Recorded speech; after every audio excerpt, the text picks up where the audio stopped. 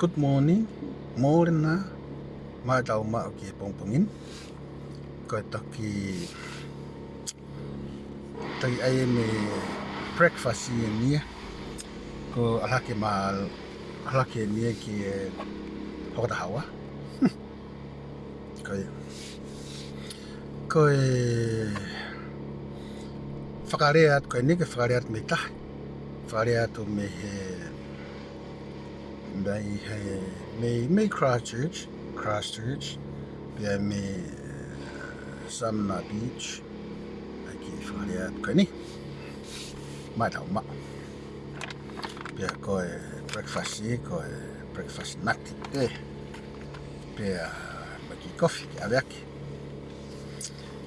Ko ia, hange koe ko ki I whakatalanoa atu ki mua koe he ko whoki mai. Na ako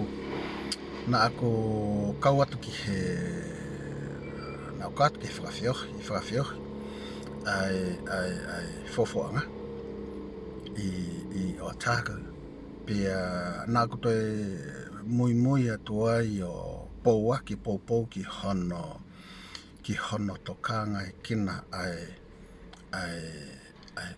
mental health pia mo mental illness he pia na whai ia na tataki ia profession waka pia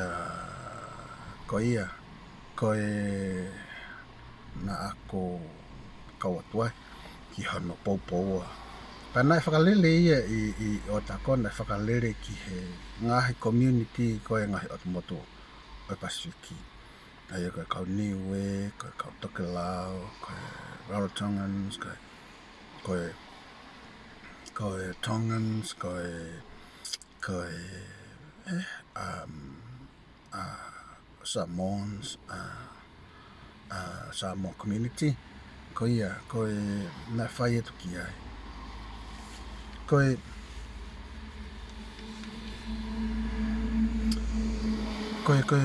mea ko fie tokone atua I whekau aki pia mo issue ko ia pika whekau aki ko fie mao ke tokone atua ia mana watapu he ai talanoa koe ni eki talanoa no at koe ni he kai ki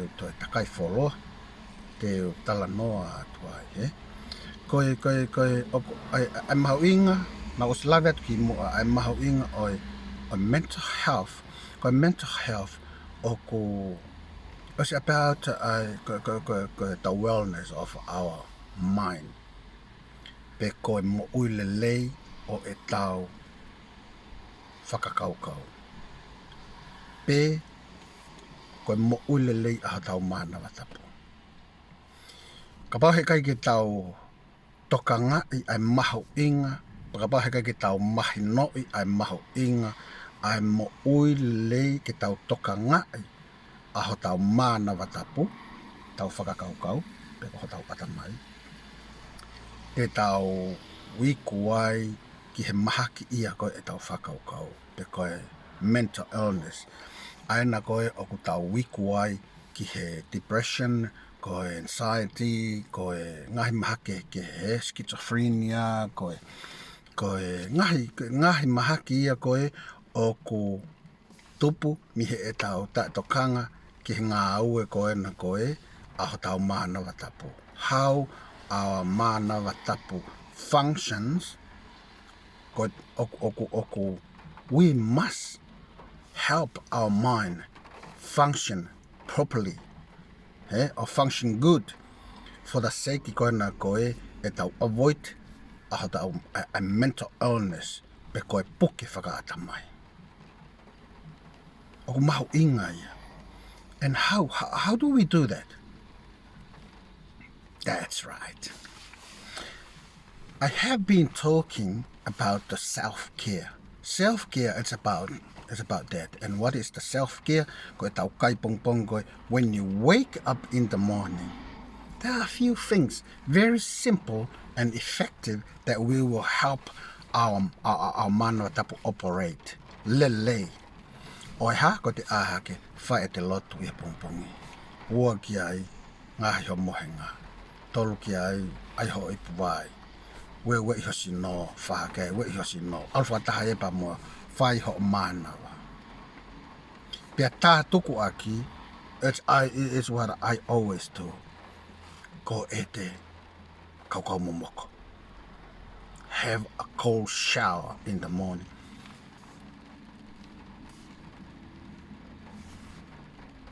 That's how we help our manawatapu, that's how we help our atamai, how we help ko tau tokonia ki he tau whakakaukau, ki he mo'oilelei aho tau mental health.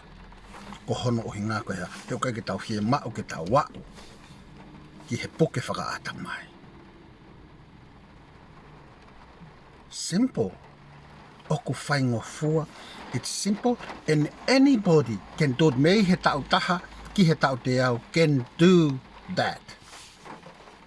Can do e tau morning rituals go tau tolu, he? E tau ahata pongpongi o whai, e tau lo tau whakamalo ia te you still live, ke tau sio, ke tau whanau, ke tau sio, ke tau mari, ke tau ofaanga, ko ngā ke tau, he, look forward ki ho alu ki ho o ngā aue, look forward ki ho whai ho ki ngā aue, look forward ki ha. We start our day, mahi e tau whai koe ai mea koe ia. He? We take care of our mind, mihi e tau whai e mea koe ia, at the very beginning when we wake up.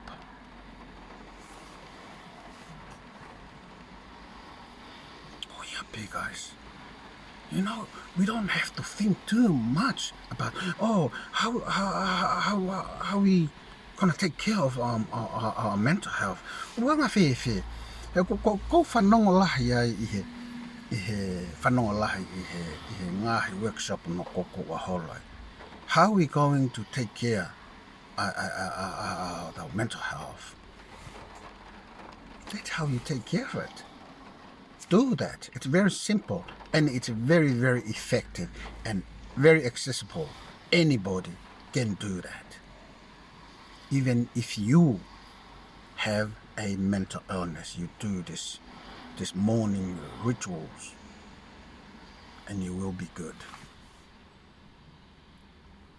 Kuia koe ki vai ia oi ahoni, he? Pia oko maho awhalahi at kamodo, pia awhape ke mo mao ha aholele i he whakaosinga aho, awhat.